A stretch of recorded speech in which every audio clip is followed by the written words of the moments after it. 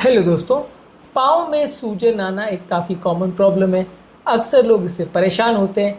आज हम बात करेंगे पाँव में सूजन आने के क्या कारण होते हैं, क्योंकि इन कारणों के बारे में जानना बहुत ज़्यादा ज़रूरी है। क्योंकि जब तक हम कारणों के बारे में नहीं जानेंगे तब तक ट्रीटमेंट करना बड़ा मुश्किल है।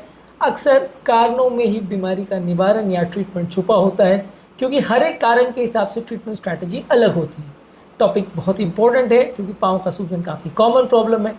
टॉपिक पर जाने से पहले जो लोग हमारे चैनल पर नए हैं उन्हें रिक्वेस्ट करूँगा कि चैनल को सब्सक्राइब करें, वीडियोस को लाइक करें, शेयर करें, फॉलो करें, कमेंट करें, पूरा देखें। हर एक कारण की अपनी इंपॉर्टेंस है, हर एक कारण का अपना ट्रीटमेंट है, इसलिए वीडियो को एंड तक देखिएगा। चलिए शुरू करते हैं इंपॉर्टेंट वीडियो।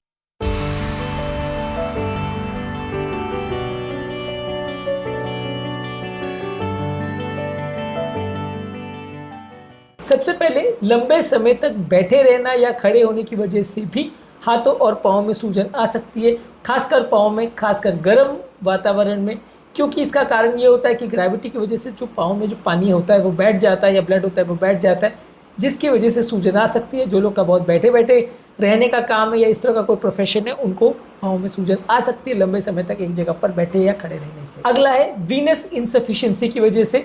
अगर किसी व्यक्तियों की पाँव की नसें जो है कमज़ोर है, वेन्स अगर कमज़ोर है, और जो नॉर्मली उनको ब्लड को पुश करके हार्ट तक पहुंचाने का उनका काम होता है वो नहीं कर पाती, उनका सर्कुलेशन कॉम्प्रोमाइज़ होता है, उनके वाल्व्स खराब होते हैं, वहाँ पे जब कभी भी व्यक्ति बैठे रहता है या खड़े रहता है तो पाँव में सूजन आ सकती है। क्योंकि ये वेन्स उतनी सक्षम नहीं होती, इनकी दीवार कमज़ोर होती है, ये उतने प्रॉपर ब्लड को अकोमोडेट नहीं कर पाती है, हार्ट तक पुश नहीं कर पाती हैं, इसलिए पानी पाँव में भर जाता है। इसके अलावा हार्ट फेलियर में भी ऐसा हो सकता है। जब हार्ट फेलियर बहुत सीवियर हो तो अक्सर पाँव में सूजन हो जाती है। ज़्यादातर दोनों पाँव में सूजन देखने को मिलती है।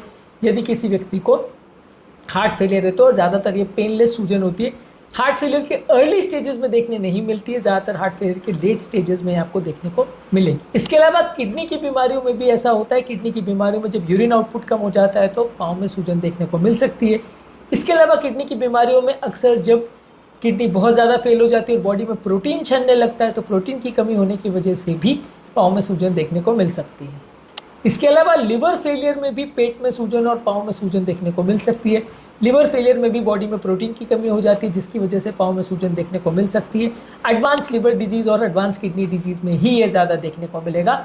हार्ट फेलियर से संबंधित एक और बीमारी जिसे कंस्ट्रक्टिव पेरिकार्डिटिस बोलते हैं, जिसमें हार्ट के चारों ओर की जो झिल्ली है वो सख्त हो जाती है, रिजिड हो जाती है, जिसकी वजह से हार्ट अपना प्रॉपर तरह से काम नहीं कर पाता। यहाँ बीमारी हार्ट के अंदर नहीं, हार्ट के बाहर की सतह पर है, जिसकी वजह से हार्ट पर कंप्रेशन हो रहा है, और ऐसे केस में भी पानी पाँव में भर सकता है। इसके अलावा प्रेगनेंसी में भी ऐसा हो सकता है। प्रेगनेंसी में जब बच्चे का साइज़ बढ़ जाता है और वो पेट की नसों को उसका फीटस का साइज़ बड़ा होने की वजह से दबाने लगता है, इसकी वजह से भी पाँव में सूजन आ सकती है। प्रेगनेंसी के केस में भी ये देखने को मिल सकता है। इसके अलावा लिम्फेडिमा में भी ऐसा हो सकता है, जिसमें बॉडी में जो लिम्फ डक्ट्स होती है उसमें सूजन आ जाती है, जिसकी वजह से जो लिम्फ होता है वो एक तरह से प्रोटीनेशियस फ्लूइड होता है, जो कि वेन्स के साथ ब्लड को और प्रोटीन मटेरियल को कैरी करने का काम करता है। जब इसमें कोई सूजन या इन्फ्लेमेशन आ जाती है तो पाँव में पानी भरने लगता है। इसके अलावा पाँव में अगर किसी व्यक्ति को इन्फेक्शन हो जाए तो भी ऐसा देखने को मिलता है। ज़्यादातर पाँव में अगर इन्फेक्शन होता है, जैसे सेलुलाइटिस और आर्थराइटिस, इस तरह के केसेस में भी ऐसा देखने को मिलता है। इसी तरह से पाँव में अगर कोई सूजन आ जाए आर्थराइटिस के केसेस में, वहाँ पे भी देखने को मिलता है। ज़्यादातर ये स्वेलिंग दोनों पाँव में नहीं होती, एक पाँव में होती है, और ज़्यादातर इसमें रेडनेस होने का चांस ज़्यादा होता है। इसके अलावा अगर किसी व्यक्ति को कुछ मेडिसिन ऐसी चल रही हो, जैसे calcium channel blockers, steroids, non steroidal anti inflammatory drugs, ये मेडिसिन के साइड इफेक्ट से भी पाँव में सूजन आ सकती है। कुछ एंटी डायबिटिक मेडिसिन जैसे पायोग्लूटाजोन के साइड इफेक्ट से भी पाँव में सूजन आ सकता है। ये भी एक इंपॉर्टेंट कारण है पाँव में सूजन का।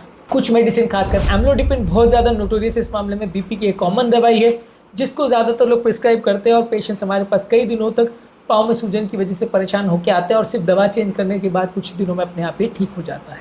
इसी तरह से डीप वीनस थ्रोम्बोसिस एक ऐसी बीमारी है जहाँ पाँव की वेन्स में क्लॉट जम जाता है। इस वजह से पाँव में स्वेलिंग हो जाती है, पेन होता है, डिस्कलरेशन होता है, और ऐसे केस में भी पाँव में सूजन देखने को मिल सकता है।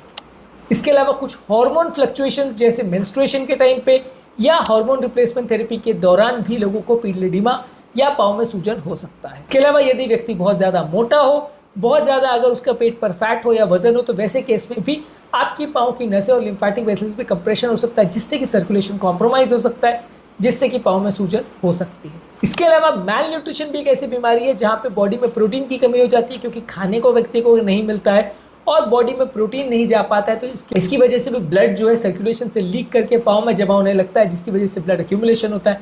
फ्लूइड का वैस्कुलर से एक्स्ट्रा वैस्कुलर स्पेस में एक्सट्रावेसेशन होता है, यानी फ्लूइड बाहर आ जाता है, ब्लड के नलियों के अंदर से बाहर निकल जाता है। इसकी वजह से भी पाँव में सूजन आ सकती है।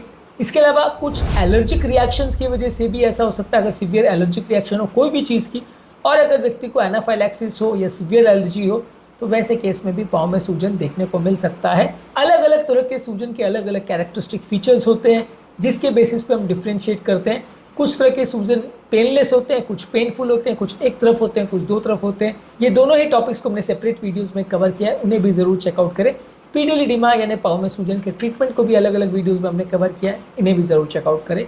उम्मीद करूँगा कि आज के टॉपिक में कुछ नया जानने को मिला होगा। जो लोग हमारे चैनल पर नए हैं उन्हें रिक्वेस्ट करूँगा कि चैनल को सब्सक्राइब करें, वीडियोज़ को लाइक करें, शेयर करें, फॉलो करें, कमेंट करें पूरा।